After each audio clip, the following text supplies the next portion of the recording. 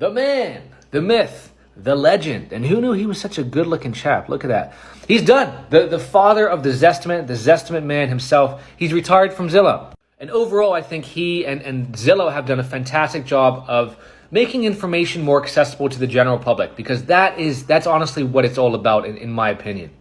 For so many years, for so many decades, and this article goes on to talk about this as well, there was such an asymmetry in the accessibility of information. So you had people who knew what homes sold for, when they sold, and that was typically agents. And then you had people who were really trying to seek this information, but it was, legitimately locked away in the county assessor's office, in files, or they just couldn't access it, or it was a nightmare to try to. So this put that information in front of the general public, and it's a good thing. Now, Zillow will go on to mention themselves that there's, I believe it was an 8 to 13% margin of error. And that's significant when you're pricing a home. But for someone who has no idea how much their home is worth, whether it's $600,000 or $800,000, and they have no idea what homes are selling for, this gives them an idea.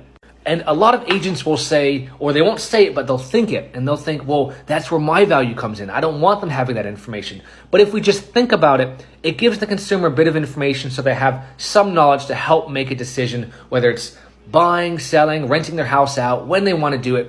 It gets the wheels turning. And from there, we all know that once you know a little bit about something that you don't know that much about, that's when it's time to call in a professional or someone who studies this stuff every day. So we can't be afraid of Zillow giving away information that only realtors had access to before. It's a good thing.